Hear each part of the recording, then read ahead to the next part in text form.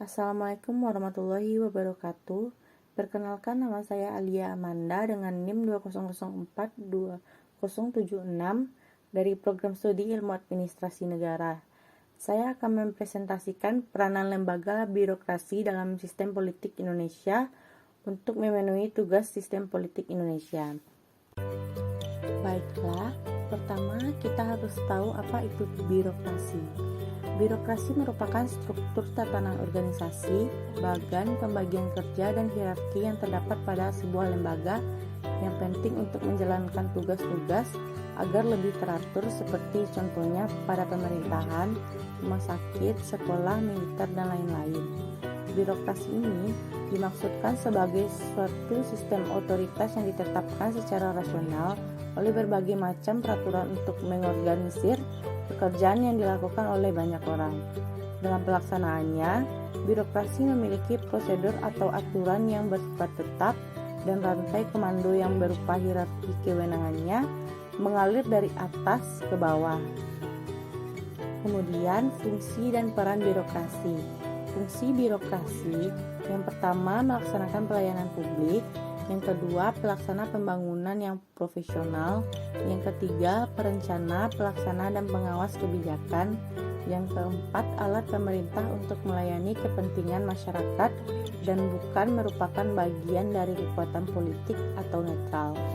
Peran birokrasi yang pertama sejalan dengan tujuan pemerintahan, yang kedua melaksanakan kegiatan dan program demi tercapainya visi dan misi pemerintah dan negara, yang ketiga melayani masyarakat dan melaksanakan pembangunan dengan netral dan profesional, yang keempat menjalankan manajemen pemerintahan mulai dari perencanaan, pengawasan, evaluasi, koordinasi, sinkronasi, represif, preventif, antisipatif, resolusi, dan lain-lain.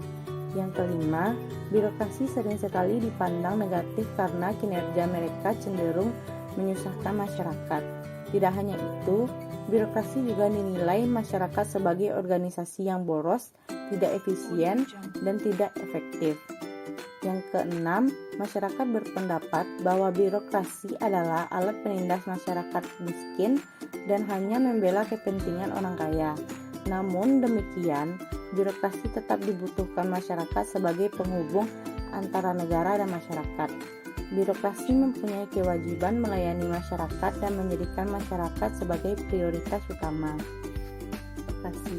Birokrasi menurut Max Weber memiliki ciri-ciri seperti di bawah ini. Yang pertama, jabatan administratif yang terorganisir atau tersusun secara hierarkis. Yang kedua, setiap jabatan memiliki wilayah kompetisinya sendiri. Yang ketiga, pegawai negara ditetapkan dan tidak dipilih berdasarkan hasil kualifikasi teknis yang ditunjukkan melalui ijazah atau ujian. Yang keempat, pegawai negeri menerima gaji tetap sesuai dengan pangkat atau kedudukan yang dimiliki. Yang kelima, pekerjaan adalah karir yang terbatas atau pada intinya yaitu pekerjaannya sebagai pegawai negeri. Yang keenam, para pejabat tidak memiliki kantor tersendiri. Yang ketujuh, para pejabat berperan sebagai subjek yang melakukan pengontrolan dan pendisiplinan. Yang kedelapan, promosi diberikan berdasarkan pertimbangan kemampuan yang melebihi rata-rata. Peran birokrasi dalam pemerintahan atau sistem politik. Sebagai pelaksana dari konsep kekuasaan, maka birokrasi memiliki tugas dan fungsi untuk melayani masyarakat. Dalam pelaksanaannya, birokrasi harus memosisikan diri secara netral terhadap kepentingan politik partikular yang ada di masyarakat. Hal ini karena fungsi dan peran birokrasi adalah untuk memfasilitasi dan memediasi kepentingan masyarakat yang sangat beragam.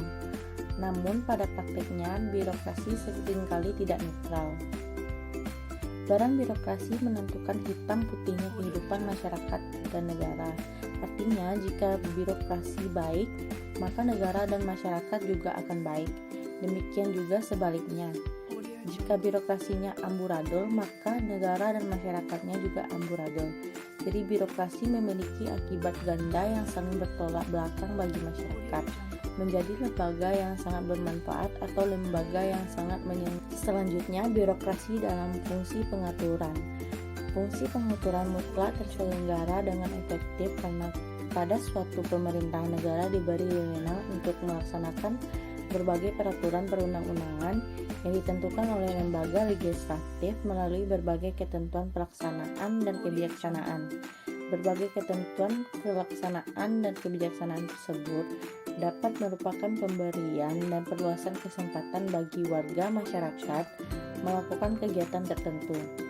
Tetapi dapat pula berupa pembatasan jika diyakini bahwa pembatasan tersebut adalah untuk kepentingan rakyat secara keseluruhan. Ketentuan pelaksanaan peraturan perundang-undangan dan kebijaksanaan pemerintah mungkin berupa pembatasan, bentuknya dapat beraneka ragam.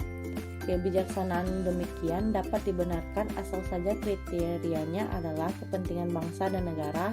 Cakupannya pun dapat meliputi semua bidang kehidupan. Reformasi birokrasi di Indonesia. Reformasi birokrasi merupakan salah satu upaya pemerintah untuk mencapai good governance dan melakukan pembaharuan dan perubahan mendasar terhadap sistem penyelenggaraan pemerintah, terutama menyangkut aspek-aspek kelembagaan atau organisasi, tata laksanaan, dan sumber daya manusia aparatur. Melalui reformasi birokrasi dilakukan penataan terhadap sistem penyelenggaraan pemerintah di mana uang tidak hanya efektif dan efisien, tetapi juga reformasi birokrasi menjadi tulang punggung dalam perubahan kehidupan berbangsa dan negara. Tujuan reformasi birokrasi adalah untuk menciptakan birokrasi pemerintah yang profesional dengan karakteristik berintegrasi, berkinerja tinggi, bebas dan bersifat KN, mampu melayani publik, netral, sejahtera, berdedikasi, dan memegang teguh nilai-nilai dasar dan kode etik aparatur negara. Adapun visi reformasi birokrasi yang tercantum dalam lembaran Grand Design Reformasi Birokrasi Indonesia adalah terwujudnya pemerintahan kelas dunia. Visi tersebut menjadi acuan dalam mewujudkan pemerintahan kelas dunia, yaitu pemerintahan yang profesional dan berintegritas tinggi yang mampu menyelenggarakan pelayanan prima kepada masyarakat dan manajemen pemerintahan yang demokratis, agar mampu menghadapi tantangan pada abad ke-21 melalui tata pemerintahan yang baik pada tahun 2025. Reformasi birokrasi 2013 sampai 2025. Sedangkan misi reformasi birokrasi Indonesia adalah yang pertama, membentuk atau menyempurnakan peraturan perundang-undangan dalam rangka mewujudkan tata kelola pemerintahan yang baik. Yang kedua, melakukan penataan dan penguatan organisasi, tata laksana, manajemen sumber daya manusia aparatur, pengawasan, akuntabilitas, kualitas pelayanan publik, mindset, dan cultural set. Yang ketiga, mengembangkan mekanisme kontrol yang efektif. Yang keempat, mengelola sengketa administrasi secara efektif dan efisien. Birokrasi pemerintah. Yang pertama, setiap lembaga departemen pemerintah baik di pusat dan di daerah yang dipimpin oleh pejabat publik harus dibedakan antara pejabat publik dan pejabat karir birokrasi. Lembaga pemerintah bisa dibedakan antara lembaga departemen yang dipimpin menteri sebagai pejabat politik dan lembaga non-departemen yang dipimpin oleh bukan menteri dan bukan pejabat politik.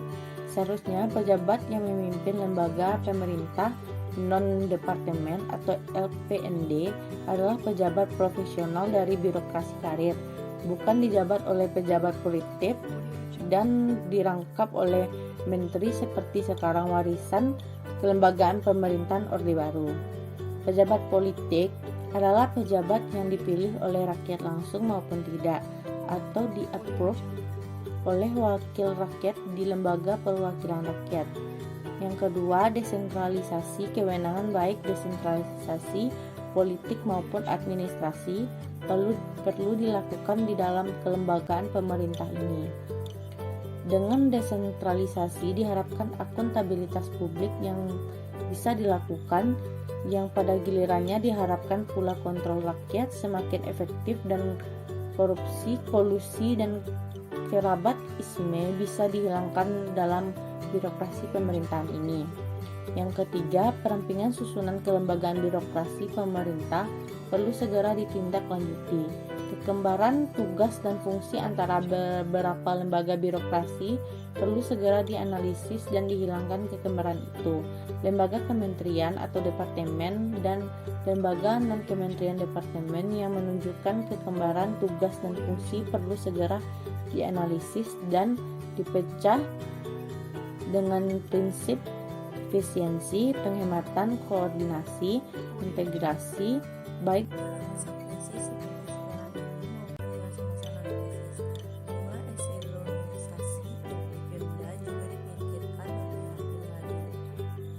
birokrasi pada masa Orde Lama. Orde Lama, birokrasi pemerintahan berperan sangat penting. Hal itu mengingatkan kondisi elemen masyarakat lainnya masih belum siap ketimbang birokrasi pemerintahan. Namun yang menjadi permasalahan adalah bahwa pola-pola tradisional praktik birokrasi masih terbawa oleh aparatur birokrasi. Kembalinya pola-pola tradisional dalam struktur dan sistem birokrasi Indonesia kala itu diungkapkan oleh Emerson dan Wilner dalam uraiannya. Wilner mengatakan bahwa birokrasi pada masa-masa tersebut pada kenyataannya mempunyai ciri-ciri yang lebih dekat dengan model pengrepajak daripada model birokrasi rasional yang terdapat pada masa sebelum Perang Dunia Kedua. Selain itu, dalam masa Orde Lama, birokrasi mengalami politisasi yang luar biasa kuat. Birokrasi pemerintahan semata-mata ditempatkan sebagai instrumen politik bagi partai politik yang berkuasa atau yang berpengaruh. Apalagi pada saat itu sistem pemerintahannya adalah sistem parlementer. Sungguh menjadi ladang persaingan dan sistem kerja yang tidak sehat di dalam birokrasi. Birokrasi menjadi tidak profesional dalam menjalankan tugas-tugasnya. Birokrasi tidak pernah dapat menjalankan kebijakan karena seringnya pergantian pejabat, pengangkatan dan penempatan pegawai untuk menduduki suatu jabatan tidak berdasarkan merit system, tetapi lebih pada pertimbangan loyalitas politik terhadap partainya. Di dalam birokrasi sangat diwarnai oleh konflik internal yang syarat dengan muatan kepentingan politik. Birokrasi pada masa reformasi. Birokrasi pada masa reformasi menurut berbagai pengakuan para pakar yang mengkaji tentang itu masih saja menempatkan struktur dan sistem birokrasi pemerintah pada masa feodal, kolonial ataupun pada masa Orde Baru. Jadi secara umum berdasarkan tinjauan kesejarahan dapat terlihat bahwa dalam praktiknya pentingnya birokrasi pemerintahan tidak diimbangi oleh kinerja yang baik dalam menjalankan perannya. Dan faktor sejarah pembentukan birokrasi pemerintah dari waktu ke waktu banyak memengaruhinya. Birokrasi semenjak zaman kerajaan sampai kolonial tidak pernah dirancang untuk memberikan pelayanan kepada masyarakat.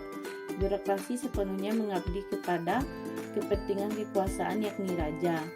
Demikian pula pada masa pemerintahan kolonial, birokrasi dipergunakan sebagai instrumen bagi kepentingan kekuasaan. Bahkan praktik tersebut terus berlanjut pada masa pemerintahan Orde Baru dan saat ini. Berbagai kebijakan politik dari pemerintahan selalu menempatkan birokrasi sebagai instrumen kekuasaan yang dominan atau mesin politik para penguasa dan sentral mengatur kehidupan masyarakat. Efek dari kebijakan yang menjadikan birokrasi sebagai instrumen kekuasaan adalah tumbuh suburnya budaya birokrasi yang sentralistik dan berorientasi pada kekuasaan atau elit politik yang berkuasa yang menduduki jabatan-jabatan politik.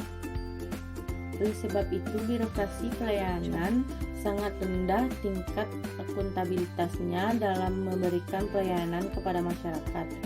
Demikian juga dalam daya inovasi dan kreativitasnya terlihat rendah. Mentalitas minta petunjuk dan gemar memberi petunjuk menjadi birokrasi cenderung memiliki orientasi sebagai penguasa daripada sebagai pelayanan masyarakat. Baiklah, hanya itu yang dapat saya sampaikan. Jika ada salah, saya mohon maaf. Sekian dan terima kasih. Assalamualaikum.